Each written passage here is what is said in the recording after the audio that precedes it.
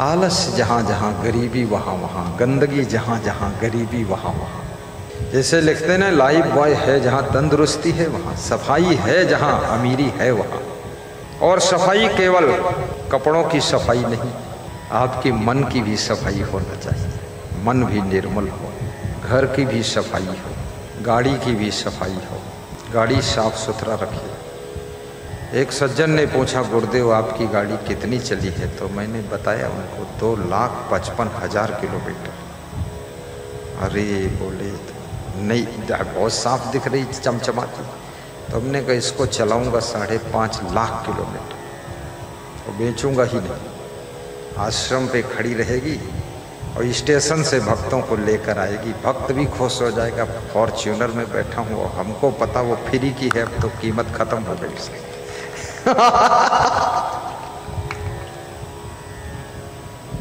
जिस सामान को तुम केयर करोगे वो सामान जिंदगी भर तुम्हारा साथ देगा। सामान को ढंग से न रखना, तोड़ फोड़ करना, खो देना, बार बार खरीदना और बार बार तोड़ना, बार बार फेंकना, बार बार, याद रखना ये तुम्हारे घर में गरीबी को निमंत्रण दे देगा।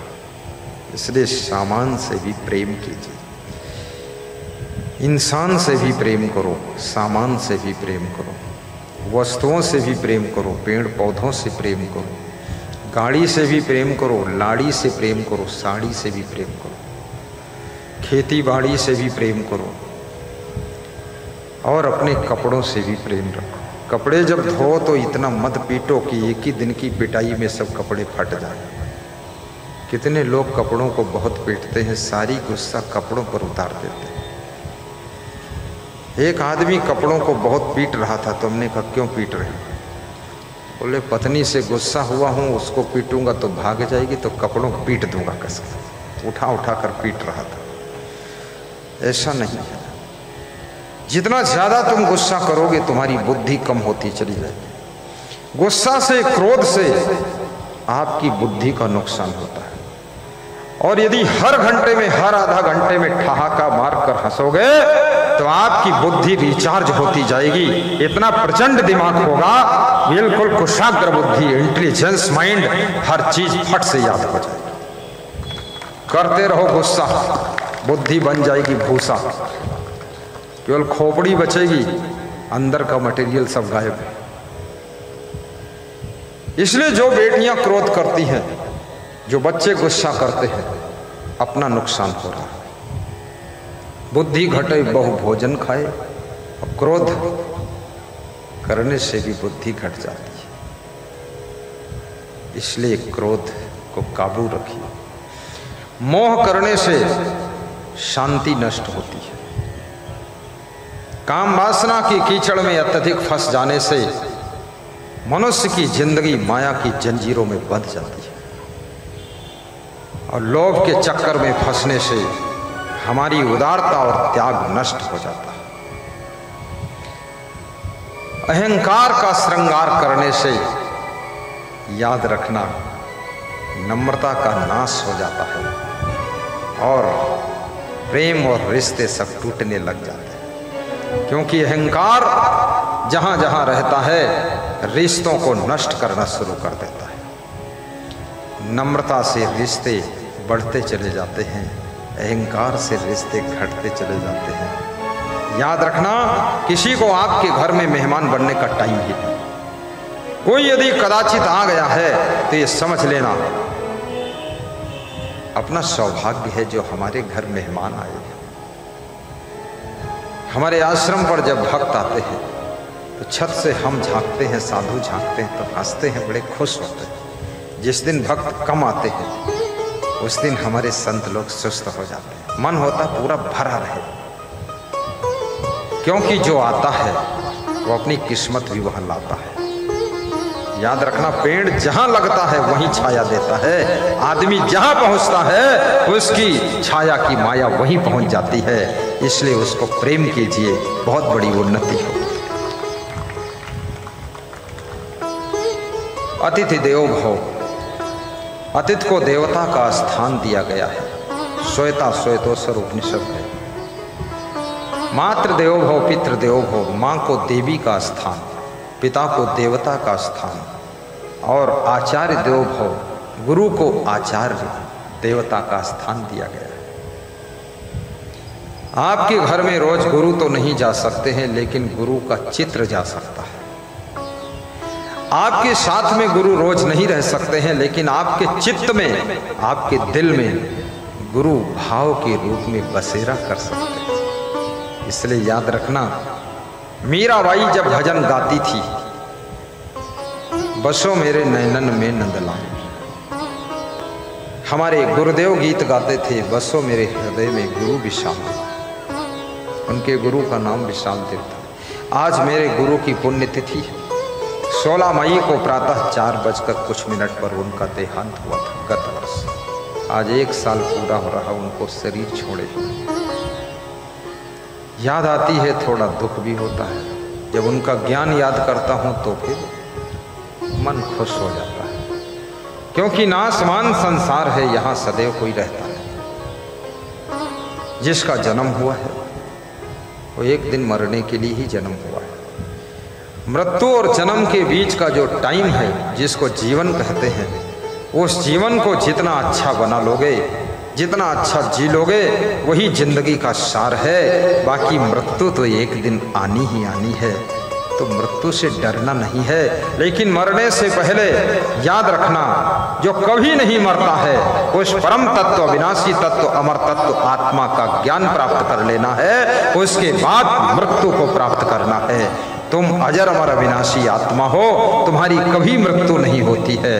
मृत्यु तो केवल इस शरीर की होती है। नैनम छिंदंत शस्त्राणि नैनम दहत पाव का न चैनम क्लेदंत्यापो न सोष्यत मारुता, न जायते मृते व कदाचिन नयम भूता भविता व न भूयः जो नित्या शास्त्रो अयम पुराणो न हन्यते हन्यमाने शरीरे वासांस जीर्णानि यथा विहाय नवानि गृह्णाति नरोपराणि तथा शरीराणि विहाय जीर्णानि अन्यानि संयाति नवानि देहि। श्री कृष्ण अर्जुन को समझाते हैं। अर्जुन युद्ध करने के लिए तैयार नहीं हो रहा था, क्योंकि अर्जुन मोह के दलदल में धंस गया था। अर्जुन कहता था, ये सब अपने कुटुंबी जन, परिवार जन पर मैं बाण नहीं चला सकता। भगवान कृष्ण कहते हैं, अर्जुन इनको मारना नहीं, ये पहले से मरे हुए, खाली निमित्त बनना। प्रभु जब ये पहले से मरे हैं तो मैं क्यों बाण चलाऊं? बोले नहीं, इसका यश तुमको प्राप्त करना है। और ये जितने भी कौरव हैं, ये तुम्हारे कुटुंब के जरूर हैं, लेकिन याद रखना, ये हैं ऐसे ही जैसे गेहूं में घुन होता है, ये ऐसे ही है, इनको मार दो आप। कृष्ण भगवान समझाते हैं कि जैसे मनुष्य पुराने वस्त्रों को बदलकर नए वस्त्र धारण करता है, ऐसे ही आत्मा पुराने शरीर को छोड़कर नए शरीर को धारण करता है। जिसका कभी जन्म नहीं होता, जिसकी कभी मृत्यु नहीं होती, जिसकी कभी जन्म मृत्यु हुई भी नहीं, हो भी नहीं सकती, होती भी नहीं है, होगी भी नहीं, उस तत्व का नाम आत्मा है। और वही परम तत्व आत्मा सबके अंदर विराजमान है। इस शरीर को कितना बचाओ, लेकिन एक दिन मृत्यु को प्राप्त होता है। और आत्मा को कितना ही मारने की कोशिश करो, लेकिन ये अमर आत्मा कभी मरता ही नहीं है। सभी महिलाओं को भी इसका ज्ञान प्राप्त करना चाहिए। और याद रखना, एक एक करके संसार में लोग जन्म लेते हैं, एक एक करके संसार से मरकर चले जाते हैं। अन्यानि भूतानि गच्छन्ति यमालयम शेषा स्थितमिच्छन्ति किम आश्चर्यम मतः परम। बड़ी मार्मिक बात है। जिस समय यक्ष के सरोवर में जल भरने के लिए पांडव जाते हैं, यक्ष आवाज करता है अंदर से कि कृपया पानी मत भरना, पानी पीना मना। पहले प्रश्न का उत्तर दो, उसके बाद पानी पीना। अर्जुन को जोश था, काहे का प्रश्न काहे का उत्तर, मारूंगा बाण सूख जाएगा सरोवर।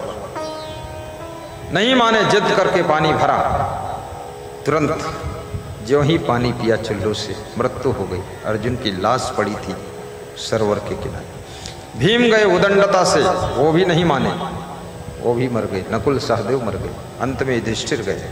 पांडवों में सबसे सुलझा हुआ विनम्र व्यक्ति यदि कोई था समझदार, तो उसका नाम युधिष्ठिर था।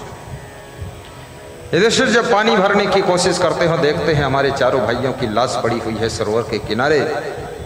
तो फिर सरोवर से आवाज आती है, कृपया पानी मत पीना, प्रश्न का उत्तर दीजिए, उसके बाद पानी भरने की हिम्मत करना। युधिष्ठिर रुक गए। उन्होंने कहा, देवों के देव आप कौन हो जो दिखते नहीं हो लेकिन आपके शब्द सुनाई दे रहे, आइए सामने प्रश्न पूछिए और मैं उत्तर दूंगा। यक्ष ने प्रश्न पूछा था कि संसार में सबसे बड़ा आश्चर्य क्या है, बताइए युधिष्ठिर।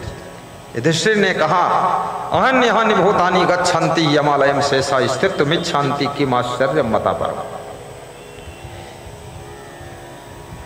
एक एक करके सभी लोग मृत्यु को प्राप्त हो रहे हैं पूरे संसार में, लेकिन जो नहीं मरे हैं वह सदैव जीवित रहने की आशा करते हैं। यही सबसे बड़ा आश्चर्य है कि वह सोचते हैं कि मैं नहीं मरूंगा, मैं सदैव जीवित रहूंगा। यही सबके दिल में आश्चर्य भरा हुआ है। वास्तव में सातों प्रश्नों का उत्तर देने के बाद यक्ष देवता कहते हैं, मैं तुम्हारे भाइयों को भी जीवित कर देता हूं और पानी भरो पियो और जा सकते हैं। आप सभी का जीवन मंगल में हो। जिंदगी सबको बहुत छोटी मिली है, काम तुमको बहुत करना। तुम्हारे पास में योजनाएं बहुत हैं, प्लानिंगें बहुत हैं, कार्य बहुत हैं, जिम्मेदारियां बहुत हैं, लेकिन छोटी सी जिंदगी मिली। ये 100 साल में सब पूरे नहीं हो पाएंगे। अगर 500 वर्ष की जिंदगी मिले तो भी आपकी मनोकामनाएं पूरी नहीं हो सकती। 1000 साल की जिंदगी हो जाए तो क्या पूरी हो जाएंगी? नहीं पूरी होगी। कैसे पूरी होंगी? संतोषामृत तृप्ता नाम तत्सुखम शांत चेत साम नच तद्धन लुब्धा नाम इतस्य एतस्य धावताम।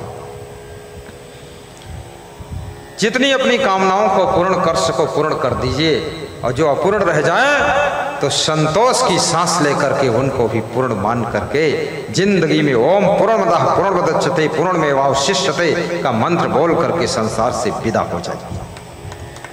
अधूरापन एहसास नहीं होना चाहिए, पूरापन एहसास होना चाहिए। जिंदगी के सब कार्य पूरे हो, और जब तुम्हें ये एहसास होगा कि जिंदगी के सब कार्य पूरे हो गए तो तुम हंसते हंसते मृत्यु को स्वीकार कर लो। लेकिन मृत्यु की चर्चा करने का अर्थ ये नहीं है कि तुम घबरा जाओ। घबराना नहीं, भक्ति करो, सत्संग करो, बिजनेस करो, अच्छी गाड़ी में चलो, अच्छे कपड़े पहनो। जब मरना होगा तब मरेंगे, लेकिन मरने से पहले अधमरे क्यों हो जाएं हम? सरदार भगत सिंह पंजाब में जिस दिन उनकी फांसी होनी थी वो व्यायाम कर रहे थे। मित्रों ने कहा, व्यायाम करने से क्या फायदा, 4 घंटे बाद फांसी हो जाएगी। बोले नहीं, मरने के दिन भी नियम नहीं टूटना चाहिए। और व्यायाम इसलिए करूंगा, मरूंगा तो व्यायाम करके स्वस्थ रहकर ही मरूंगा, ऐसा नियम तोड़कर नहीं मरूंगा। इसलिए याद रखना, जिस दिन मृत्यु भी हो थोड़ा सा अच्छे कपड़े पहन लेना फिर से, और वाइफ से कह देना कि आज जो है दूध की दलिया बना दीजिए और 1 समोसा मंगाइए, आज जय श्री राम होने वाला है।